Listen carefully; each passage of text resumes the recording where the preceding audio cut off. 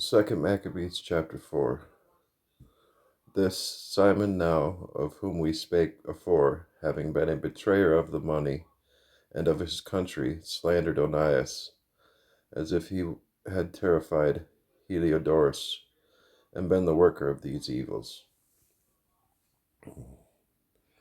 Thus was he bold to call him a traitor, that had deserved well of the city, and tendered his own nation, and was so zealous of the laws. But when their hatred went so far that by one of Simon's faction murders were committed, Onias, seeing the danger of this contention, and that Apollonius, as being the governor of Celesyria and Phoenix, did rage and increase Simon's malice, he went to the king not to be an accuser of his countrymen, but seeking the good of all, both public and private. For he saw that it was impossible that the state should continue quiet, and Simon leave his folly, unless the king did look thereunto.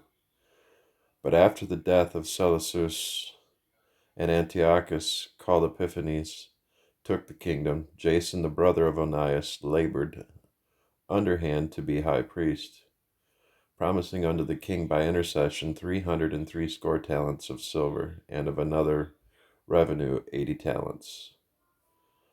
Beside this, he promised to assign 150 more if he might have license to set him up a place for exercise, and for the training up of youth in the fashions of the heathen, and to write them of Jerusalem by the name of Antiochians. Which, when the king had granted, and he had gotten into his hand the rule, he forthwith brought his own nation to Greekish fashion, and the royal privileges granted of special favor to the Jews by the means of John the father of Eupolemus, who went ambassador to Rome for amity and aid. He took away, and putting down the governments which were according to the law, he brought up new customs against the law. For he built gladly a place of exercise under the tower itself, and brought the chief young men under his subjection, and made them wear a hat. Now such was the height of Greek fashions and increase of heathenish manners, through the exceeding profaneness of Jason, that ungodly wretch, and no high priest. Never fails. Anytime I read, I'm sure to get a message. Um, that the priest had no courage to serve any more at the altar, but despising the temple and neglecting the sacrifices, hastened to be partakers of the unlawful allowance in the place of exercise, after the game of discus called them forth, not setting by the honors of their fathers, but likely the glory of the Grecians best of all. By reason whereof sore calamity came upon them, for they had them to be their enemies and avengers, whose custom they followed so earnestly, and unto whom they desired to be like in all things. For it is not a light thing to do wickedly against the laws of God, but the time following shall declare these things. Now when the game that was used every faith year was kept at Tyrus, the king being present, this ungracious Jason sent special messengers from Jerusalem, who were Antiochians, to carry 300 drachms of silver to the sacrifice of Hercules, which even the bearers thereof thought fit not to bestow upon the sacrifice, because it was not convenient, but to be reserved for other charges. My nose is stuffy again. I hate this. This money then, in regard of the sender, was appointed to Hercules' sacrifice, but because of the bearers thereof, it was employed to the making of galleys. Now, when Apollonius, the son of Menethus, was sent into Egypt for the coronation of King Ptolemy Philometor, Antiochus, understanding him not to be well affected to his affairs, provided for his own safety, whereupon he came to Joppa, and from thence to Jerusalem.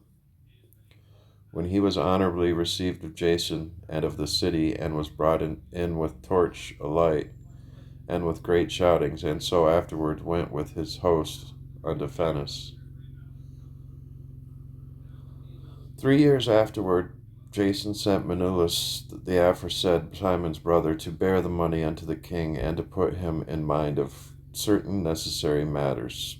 But he, being brought to the presence of the king, which he had magnified him for the glorious appearance of his power, got the priesthood to himself, offering more than Jason by 300 talents of silver. So he came with the king's mandate, bringing nothing worthy of high priesthood, but having the fury of a cruel tyrant and the rage of a savage beast. Then Jason, who had undermined his own brother, being undermined by another, was compelled to flee into the country of the Ammonites. So Manulus got the principality, but as for the money that he had promised unto the king, he took no good order for it, albeit Sostratus, the ruler of the castle, required it. For unto him appertained the gathering of the customs, wherefore they were both called before the king.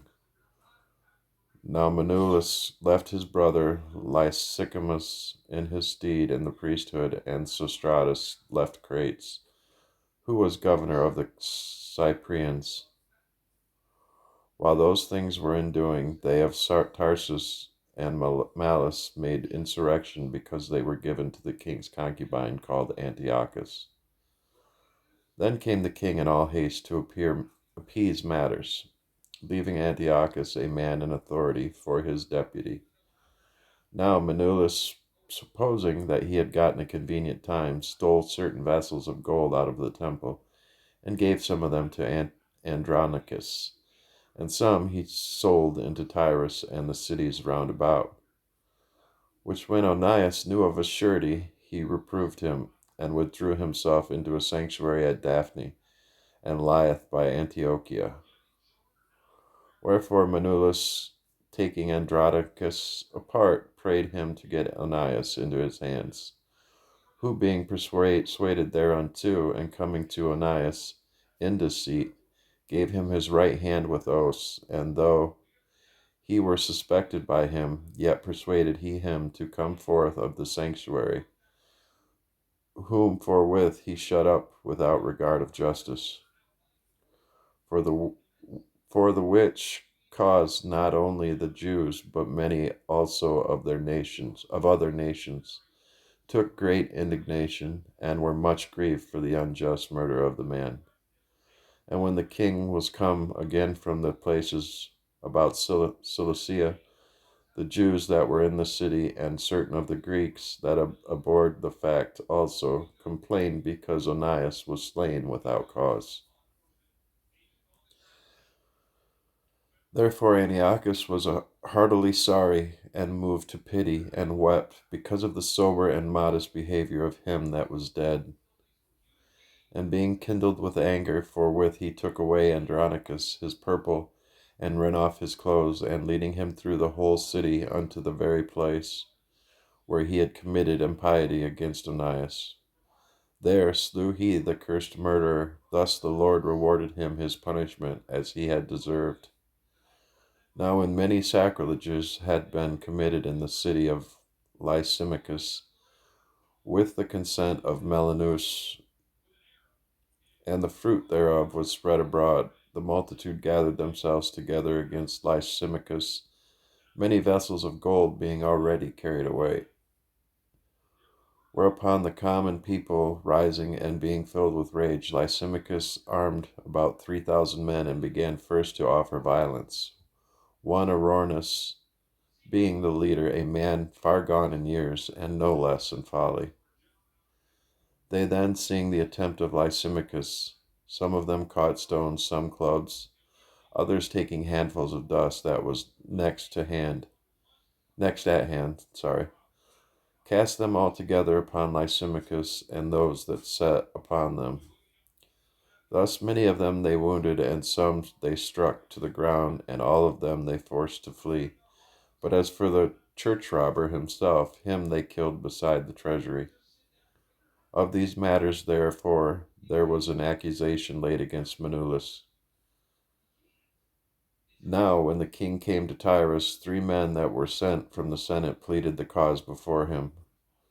But Menelaus, being now convicted, promised Ptolemy, the son of Doramenus, to give him much money if he would pacify the king toward him. Whereupon Ptolemy, taking the king aside into a certain gallery, as it were, to take the air, brought him to be of another mind, insomuch that he discharged Menelaus from the accusations notwithstanding was cause of all the mischief. And those poor men who, if they had told their cause, yea, before the Scythians, should have been judged innocent, them he condemned to death. Thus they that followed the matter for the city, and for the people, and for the holy vessels, did soon suffer unjust punishment. Wherefore even they of Tyrus, moved the hatred of that wicked deed, caused them to be honorably buried. And so through the covetousness of them that were of power, Menelaus remained still in authority, increasing in malice, and being a great traitor to the citizens.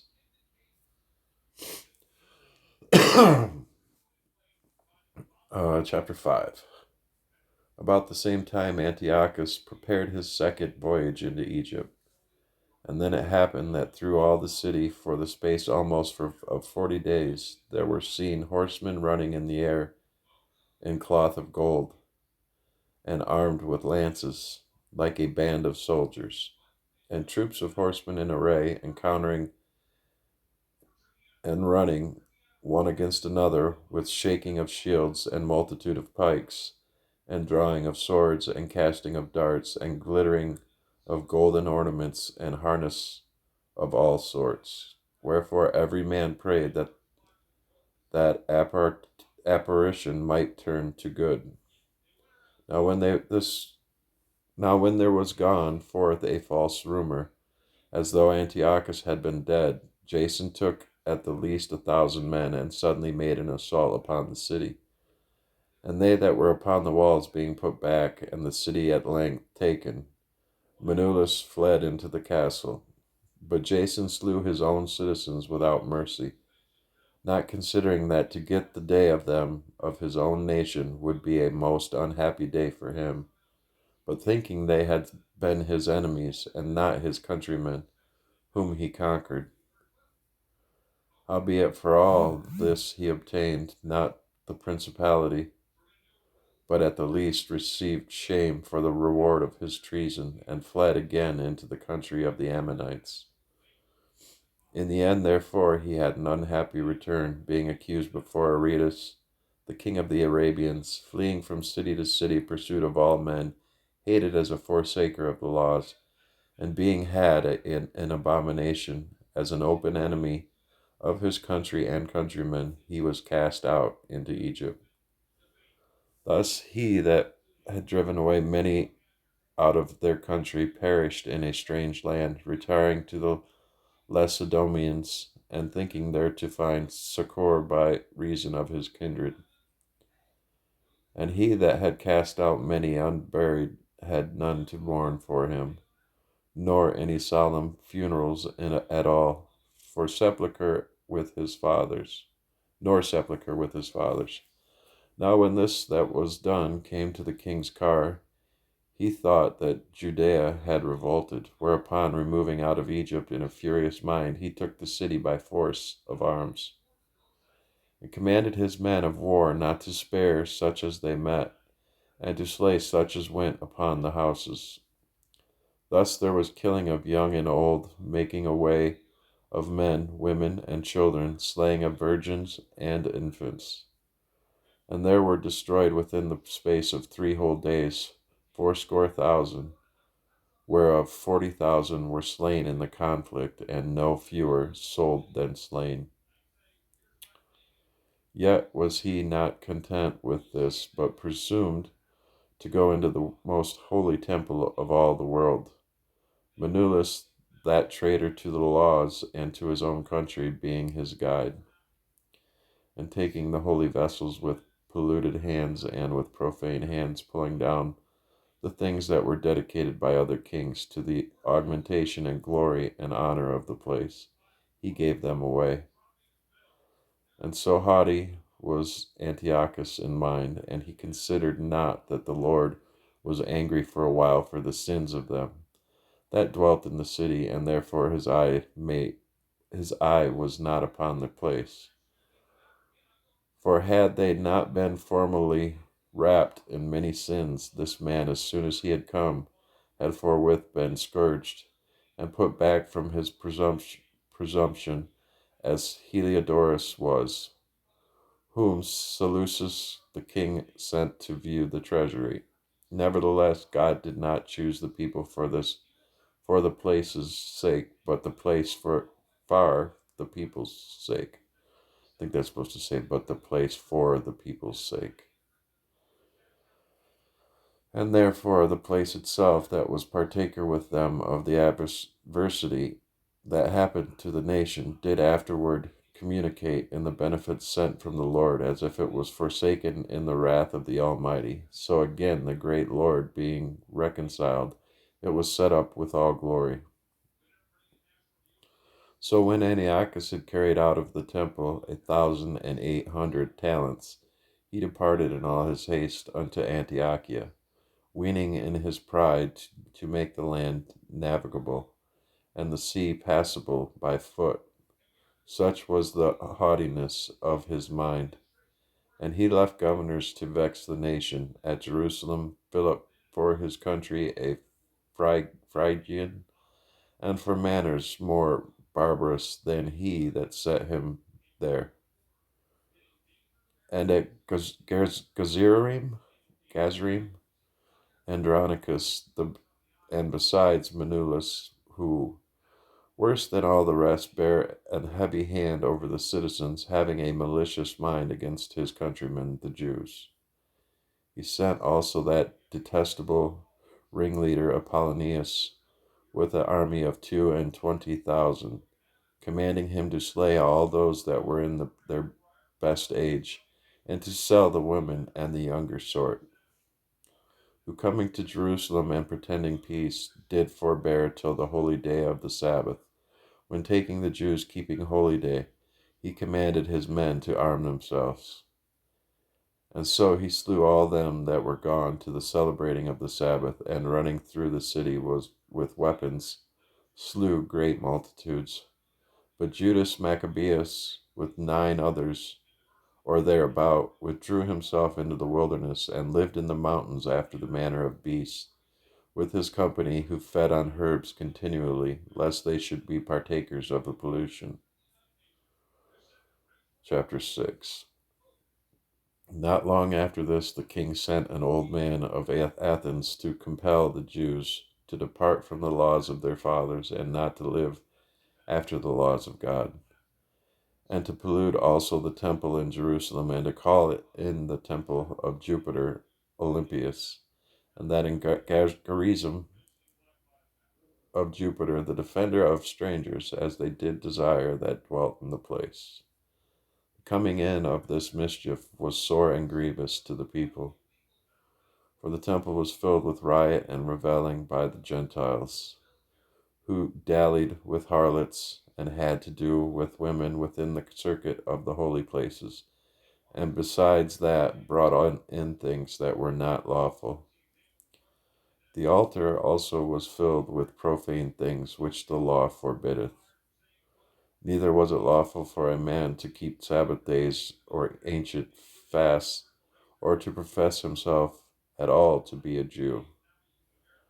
And in the day of the king's birth every month they were brought by bitter constraint to eat of the sacrifices. And when the fast of Bacchus was kept, the Jews were compelled to go in procession to Bacchus carrying ivy. Moreover, there went out a decree to the neighbor cities of the heathen by the suggestion of Ptolemy against the Jews, that they should observe the same fashions and be partakers of their sacrifices. And whoso would not conform themselves to the matter of the Gentiles should be put to death. Then might a man have seen the present misery. For there were two women brought who had circumcised their children, whom they had openly led around about the city, the babes handing at their breasts. They cast them down headlong from the wall. And others that had run together into caves nearby to keep the Sabbath day secretly, being discovered by Philip, were all burnt together, because they made a conscience to help themselves for the honor of the most sacred day. Now I beseech those that read this book that they be not discouraged for these calamities, but that they judge those punishments not to be for destruction, but for a chastening of our nation. For it is a token of his great goodness, when wicked doers are not suffered any long time, but forthwith punished. For not as with other nations, whom the Lord patiently forbeareth to punish, till they be come to the fullness of their sins, so dealeth he with us. Lest that, being come to the height of sin, afterward he should take vengeance of us. And therefore he never withdraweth his mercy from us. And though he punish with adversity, yet doth he never forsake his people. But let this that we at spoken be for a warning unto us, and now will we come to the declaring of the matter in a few words. Eleazar, one of the principal scribes, an aged man and of a well-favored countenance, was constrained to open his mouth and to eat swine's flesh. But he, choosing rather to die gloriously than to live stained with such an abomination, spit it forth and came of his own accord to the torment. As it behoved them to come that are resolute to stand out against such things as are not lawful for love of life to be tasted. But they that had the charge of that wicked feast, for the old acquaintance they had with the man, taking him aside, besought him to bring flesh of his own provision, such as was lawful for him to use, and make it as if he did eat of the flesh taken from the sacrifice commanded by the king, that in so doing he might be delivered from death, and for the old friendship with them find favor. And he began to consider discreetly, and as became his age and the excellency of his ancient years, and the honor of his gray head, whereon was come, and his most honest education from a child, or rather the holy law, made and given by God. Therefore he answered accordingly, and willed them to straight ways, to send him to the grave. For it becometh not our age, said he, in any wise, to dissemble, whereby many young persons might think that Eleazar, being fourscore years old and 10, were now gone to a strange religion. And so they, through mine hypocrisy and desire to live a little time, and a moment longer, should be deceived by me, and I get a stain to mine old age, and made it abominable. For though for the present time I should be delivered from the punishment of men, yet should I not escape the hand of the Almighty, neither alive nor dead. Wherefore now, manfully changing this life, I will show myself such as one as mine age requireth, and leave a notable example to such as be young to die, willingly and courageously for the honorable and holy laws. And when he had said these words, immediately he went to the torment.